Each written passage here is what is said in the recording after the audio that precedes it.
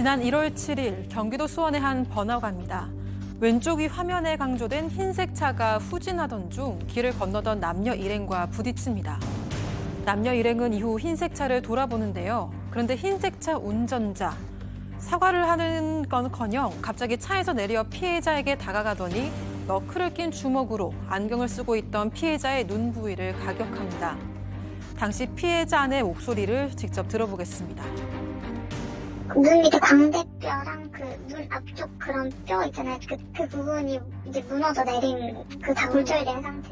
그 눈만 보는데 한 달 정도라고 생각하면 된다고 하더라고요. 이 인터뷰 이후 피해자는 결국 왼쪽 눈의 시력을 영영 잃고 말았습니다.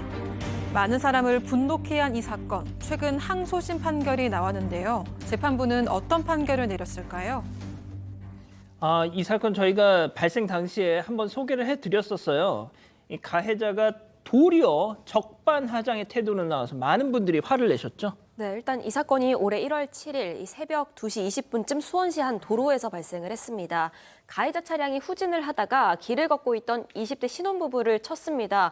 이 부부가 돌아봤는데 가해자가 눈이 마주치자마자 차에서 내립니다. 그런데 그 손가락에 반지처럼 끼우는 금속 재질의 둔기, 길이 11cm 길이었다고 하는데 이 너클을 착용한 채로 피해자인 남편에게 다가갑니다. 그리고 이 주먹으로 왼쪽 눈 부위를 쳤습니다.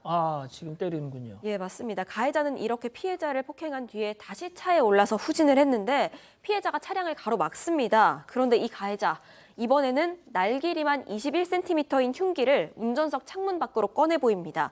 그러면서 비켜라, 5초 안에 안 비키면 내려서 살해하겠다, 욕설을 하고 협박을 했습니다. 피해자는 당시에 눈 부위를 크게 다쳐서 4시간에 걸친 큰 수술을 받아야 했습니다. 그거 아세요? 저 가해자가 19살짜리였어요. 대학교 1학년 정도겠죠?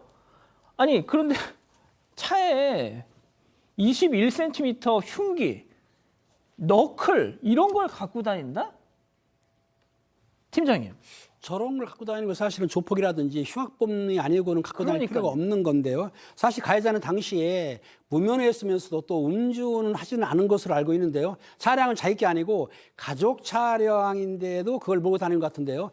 그 가해자가 폭행죄로 2021년하고 2022년도에 그 보호처분을 받아서 현재 보호관찰 중이거든요. 그러면 자숙하고 반성하고 해야 되는데도 불구하고 저렇게 그 상대방을 가해할 정도라고 한다면 전혀 교육이나 감화가 되지 않은 것 같습니다. 또 다른 피해자도 있었죠? 네, 그렇습니다. 그 사건 당일 새벽 1시쯤에 이제 도로에서 뒤따라오던 택시 차량이 뭐 좀 차가 이상하니까 상향등을 켜고 경적을 좀 울렸어요. 그럼 적당히 해서 이제 피해 가야 되는데 결국 시비가 붙었습니다. 그래서 차를 세웠습니다, 둘 다. 그런데 이제 이 가해자가 하차하고 그 운전사에게 간 택시 운전사였어요. 택시 운전 기사님한테 가서 똑똑똑 이제 이렇게 문을 두드리니까 기사님이 운전석 창문을 내렸습니다. 그랬더니 다짜고짜 침을 뱉어버렸습니다. 근데 이 택시 기사님의 연세는 60대였어요. 침을 뱉은 일이 있었고 또 다른 10대 보행자도 또 차를 치었습니다. 그래서 이 차친 그런 피해자 또 한 명의 보행자가 뭐라고 이제 한 거죠. 항의를 했어요. 그랬더니 너클을 이렇게 보여주면서 한번 쳐줘요? 또 이렇게 협박을 했습니다. 이 뭐 가해자 운전자 도주했는데 결국은 시민들이 추격을 해서 가세해서 같이 이제 합세해서 잡았습니다. 이거 어떻게 됐습니까? 범죄가 꽤 많습니다.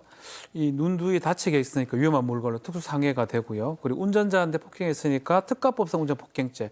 또 욕했죠. 욕하면서 뭐 찌르겠다. 특수협박죄. 여러 가지 범행이 있어서 구속이 됐고요. 재판을 받았습니다.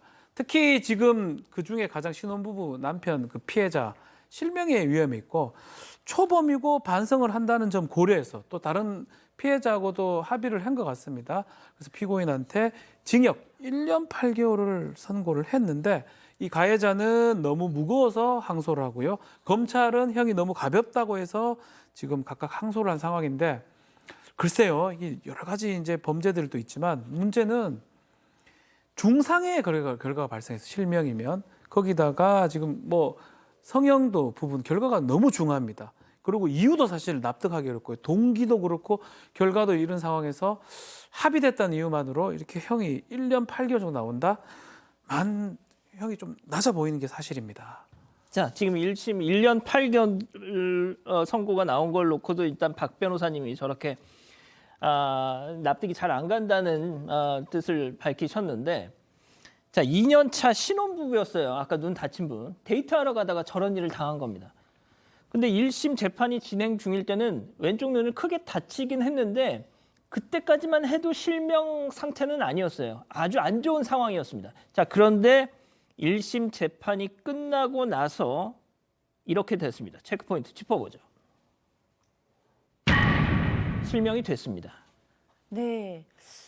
결국에는 왼쪽 눈의 시력을 잃고 말았습니다. 말이 쉽지 사실 눈이 한쪽에 실명됐다는 건 어마어마한 일을 겪은 거죠. 게다가 신혼부부면 정말 앞날이 창창한데 결국에는 이제 한쪽 눈이 실명이 됐어요.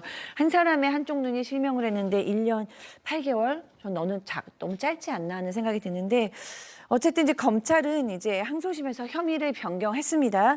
원래 1심에서는 특수상해, 특수협박이었는데 항소심에서는 특수중상해 그리고 특수협박으로 바꿨습니다.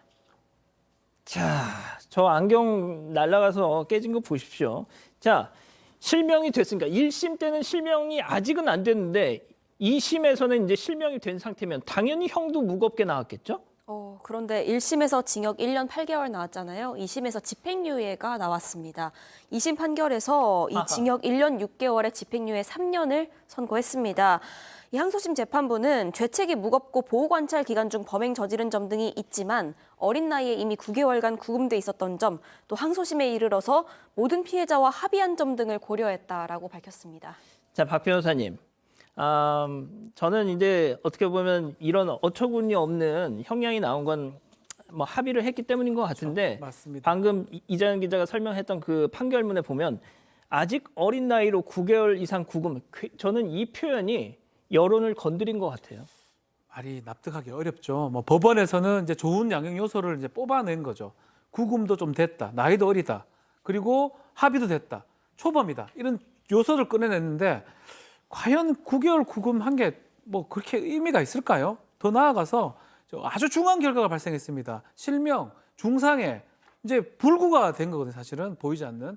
그래서 중상해로 바꾼 겁니다. 검찰에서 더 처벌해달라고 요청한 거고 합의야 되겠죠. 지금 채팅창이 터지려고 합니다. 합의야 해야죠. 합의 안 하겠습니까? 합의 여부와 관계없이 이런 동기도 그렇고 결과도 그렇고 더 중한 결과가 발생했다는 점을 좀 고려했어야 되는 거 아니냐. 더더군다나 집행유예는 그날 바로 석방이 되는 거거든요. 그럼 봤을 때는 그래도 실형을 좀 했는 게 맞지 않나. 조금 아쉽습니다. 지금 나왔군요. 그러면 나와 있습니다. 예. 차에다가 또 이런 흉기, 회칼입니다. 제가 표현을 안 하려고 그랬는데 너클, 이거 지금도 들고 다니는지 모르겠어요. 지금 우리 옆으로, 우리 주변, 우리 곁으로 왔습니다. 지금 그 너그러운 판사님들 덕분에. 가족 여러분, 잊지 마시고 구독과 좋아요, 알림 설정 여기.